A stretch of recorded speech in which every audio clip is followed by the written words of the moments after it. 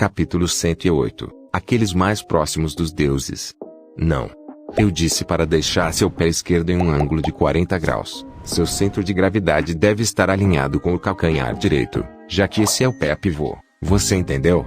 O instrutor estalou um chicote para me colocar na posição correta enquanto andava pela sala de aula, cerrando os dentes. Eu silenciosamente obedeci, ajustando o pé esquerdo para obedecer à técnica imperfeita do meu instrutor. Se não tivesse, isso significaria apenas que demoraria mais para comer quaisquer restos de jantar que recebíamos, já que não devíamos ser alimentados até que todos tivessem passado perfeitamente pelas posições e formas das lições do dia.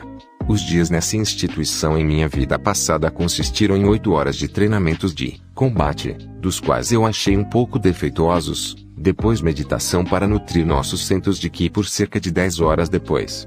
As 6 horas restantes foram divididas entre as necessidades diárias de comer, lavar e dormir.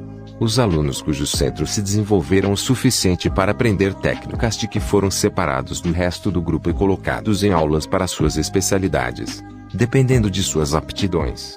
Aqueles que não foram capazes de despertar seus centros de ki deveriam ser realocados, que mais tarde percebi que realmente significava ser descartados. Para mim, eu segui o regime de treinamento do instrutor até o osso pelas 8 horas previstas. Durante o período de meditação, eu meditava durante as 8 primeiras horas e dormia durante as 2 horas restantes. Usava o tempo que nos foi dado para dormir para desaprender todo o lixo que os instrutores consideravam artes marciais e treinava minhas próprias técnicas.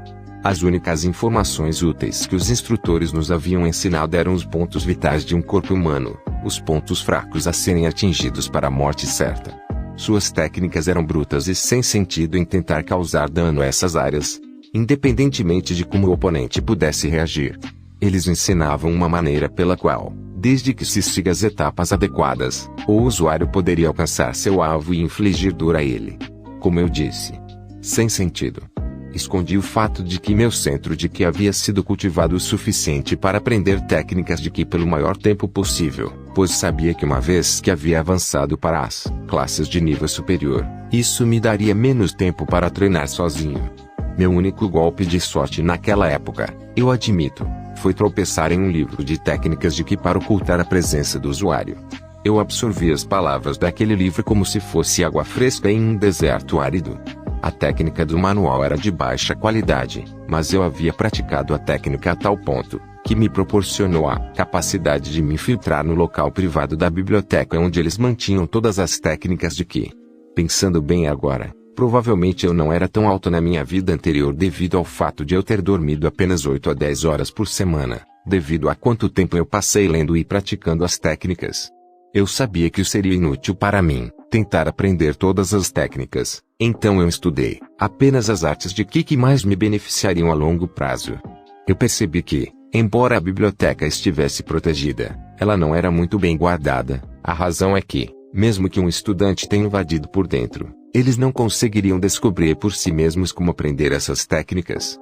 Muito parecido com o manual que eu encontrei para ocultar a presença do usuário, os outros manuais da técnica do ki haviam sido preenchidos com termos e jargões que nenhuma criança ou adolescente órfão teria conhecimento, de qualquer maneira. Isso significava que tudo o que eu precisava era das imagens grosseiramente desenhadas que mostravam as etapas necessárias para aprender e usar a arte do ki. Isso não me ocorreu na época, mas refletindo sobre isso agora, seria fácil discernir que eu não era nada menos que um prodígio. Apenas estudando as fotos do homem, eu vou nomear o homem Joy, demonstrando os passos para a arte do ki, eu pude entender como o ki deveria fluir dentro do meu corpo para executar adequadamente a técnica. A primeira arte do ki que aprendi após invadir a biblioteca foi uma série de técnicas de movimentos aprimoradas pelo ki que eu havia praticado até o ponto em que você quase podia ver os ossos nas solas dos meus pés.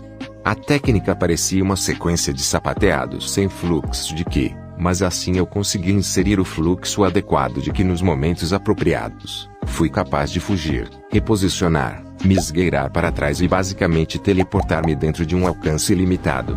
Ainda me lembro de usar essa arte do ki, a técnica que dominei e afinei até a pseudo-perfeição, para derrotar o mesmo instrutor que me chicoteava tantas vezes sem motivo aparente além de satisfazer suas tendências sádicas. O olhar em seu rosto quando eu tinha minha espada de madeira pressionada contra seu pescoço suado, eu ainda me lembrava vividamente. Seus olhos arregalados e tremendo enquanto sua boca pendia aberta, tentando reunir palavras para formar uma desculpa, mesquinha e conveniente que lhe permitiria salvar um pouco do seu rosto. Enquanto eu estava no caminho para me tornar rei, a técnica de pé que eu dominava e criava, me deixava com apelidos como Intocável, Goodspeed, Mirage, etc. No entanto, ao chegar a este mundo, havia pouco uso para tais movimentos, uma vez que meu núcleo do humano havia avançado o suficiente.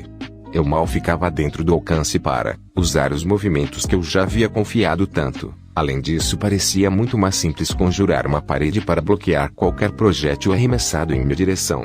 Com a mana sendo tão abundante, eu nunca precisei regular e controlar meu uso dela. Presente e divertido como o cérebro humano recorda de momentos do passado.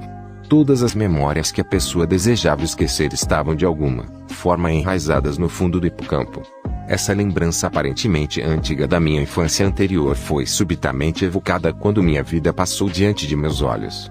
Ao mesmo tempo, um simples chute baixo do meu oponente quebrou minhas duas pernas simultaneamente. Quando caí no chão, não consegui desviar de um soco afiado que deslocou meu ombro direito. Eu estava praticamente indefeso, enquanto olhava entre o homem que me havia subjugado e meu braço esquerdo cortado em sua mão. Windson havia me dito que a dor sentida nesse domínio diminuía muito. Se esse fosse realmente o caso, quanto mais agonizantes seriam essas feridas se tivessem realmente acontecido comigo.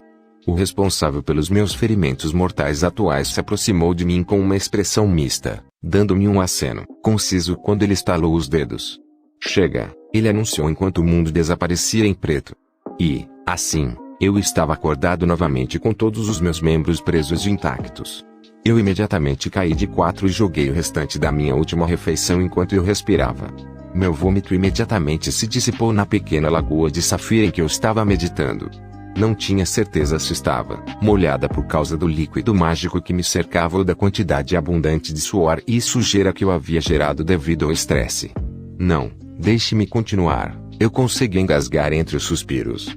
O garoto humano tem uma força de vontade admirável. Quanto tempo se passou, Windson? Perguntou a mesma voz profunda e controlada que havia quebrado a maioria dos 206 ossos do meu corpo. Cerca de 5 minutos se passaram aqui, disse Windson resumidamente. Então se passou aproximadamente 1 hora para nós lá dentro. O homem magro com a cabeça raspada comentou de uma maneira que não estava nem decepcionado, nem orgulhoso. Eu considerei a conversa dos dois azures com uma curiosidade cansada enquanto limpava o vômito dos meus lábios. Novamente, exigi desesperadamente, sentando-me na postura de meditação que Windson havia me ensinado, no meio dessa piscina sagrada. O azure com a cabeça raspada assentiu com aprovação e sentou-se, olhando-me exatamente na mesma posição, e trocou olhares com Windson sinalizando para ele começar. Mais uma vez, o líquido brilhante subiu ao nosso redor e nos envolveu. Logo fui envolvido pela escaldante sensação familiar que me dominou nas últimas dezenas de vezes que fizemos isso e, novamente, minha visão escureceu enquanto eu esperava ansiosamente por nós dois reaparecermos no inferno que era o centro de treinamento mental onde eu acabava de ser desmembrado. Meus pensamentos lentamente recuaram algumas horas antes de tudo isso, quando tínhamos acabado de sair do castelo do clã Indrat. Perturbado seria uma maneira suave de descrever meu estado de espírito depois que Lord Indrat decidiu que eu não estava em condições de ver ou mesmo me comunicar com meu vínculo próprio durante o período de nossa estadia. Ele deixou explicitamente claro que minha presença impediria o progresso de recuperação e do treinamento de Sylvie. Era estranho sentir-se separado de Sylvie. Normalmente, mesmo quando meu vínculo estava dormindo, eu ainda sentia a presença dela. De repente, fomos separados de novo, exatamente como aquele tempo na masmorra da cripta da viúva, fazendo-me sentir vazio, quase como se um membro tivesse sido arrancado. Venha, há algumas pessoas que eu quero que você conheça. O Azura fez uma pausa e continuou. Bem, apenas uma pessoa especificamente, por enquanto. Mesmo depois de atravessar a ponte, Windson fez pouco para explicar a localização de nossos campos de treinamento, mantendo-se em grande parte silencioso ao descermos a montanha íngreme. Ao descermos, a atmosfera mudou drasticamente. As cores foram se esvaindo conforme íamos sendo cercados por pedras e madeira podre. O mar de nuvens que parecia tão baixo agora estava logo acima de nós, e parecia que a camada de neblina era a fronteira entre o céu e o que parecia ser o purgatório. Devemos ter intencionalmente percorrido o lado mais íngreme da montanha desde que descíamos verticalmente a maior parte do tempo. Windson me explicou vagamente como era proibido o uso de artes de mana para se aventurar, algo a ver com tradição e ser digno. Por causa dessa tradição, a jornada que nos levaria minutos prolongou-se em horas. Chegamos, anunciou Windson, sem sinais de fadiga. Ellie estava olhando atentamente para uma raiz morta que se projetava para fora da fenda entre duas pedras. Nós vamos treinar aqui? Eu murmurei entre respirações, olhando para a raiz insignificante em que Windson parecia tão fixado. Segura minha mão, respondeu ele, ignorando a minha pergunta enquanto estendia a mão para mim. Assim que eu segurei sua mão, o Azura me puxou para a frente, me balançando, em direção à raiz. Antes que eu tivesse tempo de gritar de surpresa, o cenário mudou e eu estava em algum tipo de caverna pequena, a mesma caverna em que eu estava agora. Windson apareceu atrás de mim logo depois e assumiu a liderança, indo em direção à piscina brilhante que eu estava encarando. É bom vê-lo novamente, Cordry. Windson de repente cumprimentou, mas não havia ninguém além de nós, dois na pequena caverna. É bom ver você também, ancião Windson. E você deve ser o humano, Arthur Lewin, correto? Nesse momento, uma figura que eu poderia jurar que não estava lá antes, de repente apareceu bem na nossa frente. Este homem não era de forma alguma distinguível ou notável de forma alguma. Ele me lembrou um monge, alguém que havia escolhido abandonar o mundo material, exceto que ele não estava vestido com um manto, mas com uma túnica leve e justa. As características únicas que ele tinha eram seus 4 olhos castanhos, mas mesmo isso parecia de alguma forma singelo. Todos os seus 4 olhos exalavam uma sabedoria calma que diferia do olhar silenciosamente aterrorizante de Lord Indrat. Sim, prazer em conhecê-lo, respondi depois de recuperar rapidamente a compostura. Arthur, este é meu amigo íntimo, Cordry. Ele é do clã e estes do Panteão Azura, exatamente como Eldir, que você conheceu na época do castelo flutuante em Dikaten, Windson apresentou. Antes, ele havia me ensinado sobre as 8 raças Azura e os grandes clãs afiliados. A raça Panteão foi a única raça de Azura versada no que eu chamei de arte de mana do tipo força. A raça Basilisk, a raça do clã Vritra, foi a única raça capaz na arte de mana do enfraquecimento. As 6 raças Azura restantes, incluindo a raça dos dragões da qual Lord Indrat, Sylvie e Windson fazem parte, possuem a arte de mana do tipo criação. Enquanto a raça dragão era temida pela arte do éter que era tão única e misteriosa, ela ainda era considerada do tipo criação. Claro que os termos de Azuras para criação, artes de mana neutras e do tipo enfraquecimento diferiam para cada raça, mas eu apenas os padronizei para minha própria facilidade. Não havia tempo para discutirmos as qualidades especiais de cada raça, mas tive a sensação de que as aprenderia mais tarde. Lord Indrat realmente concedeu a você o Éter-Ori. A voz uniforme de Cordry me tirou da minha linha de pensamento enquanto olhava, ansiosamente para Windson. Sim, está bem aqui. Windson então pegou um objeto esférico do tamanho da palma da mão, revelando-o a Cordry. Lord Indrat está realmente investindo muito nesse humano, ele suspirou, admirando o Éter-Ori. Windson olhou para trás, para encontrar meus olhos, dando-me um olhar de eu te disse antes de voltar. Arthur, venha e sente-se aqui conosco. Vou explicar como o treinamento começará. Cordry fez um gesto para mim com a mão enquanto se sentava. Windson especulou que seria melhor o seu treinamento começar comigo, em vez dele, por algumas razões. Primeiro, seu corpo e o seu núcleo do mana não são fortes o suficiente para lidar com o tipo de treinamento pelo qual até os jovens Azuras passam. Se os recursos não estivessem prontamente disponíveis, você levaria pelo menos algumas décadas para absorver fisicamente qualquer coisa ensinada por nós. O Azura chamado Cordry olhou para a esfera na mão de Windson antes de continuar. Felizmente, temos o Éter-Ori. O que exatamente é esse Éter-Ori? Eu sabia que ele estava esperando que eu perguntasse isso. Arthur, você pode não saber disso, mas a raça dragão é considerada a raça Azura mais próxima dos deuses. Sim, deuses reais. A razão é que temos a capacidade de manipular o éter. O éter é um material que flui por todo o universo. Como você sabe por ter recebido a vontade de Lady Sylvia, o éter contém o poder de manipular até o próprio tempo e espaço, conforme demonstrado em sua experiência recente com o Lord Indrat.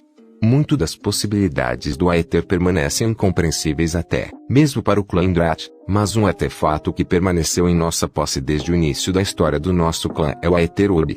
O Aether Orb é um tesouro que permitiu ao nosso clã vislumbrar o poder que o Aether detém. Um desses poderes é a capacidade de separar o corpo da alma. Windson observou o Aether Orb com quase reverência enquanto o abraçava com ternura. O Aether Orb também tem o poder de manipular o tempo. Com essas duas habilidades, a eficiência do seu treinamento progredirá a uma taxa que deveria ser impossível caso contrário.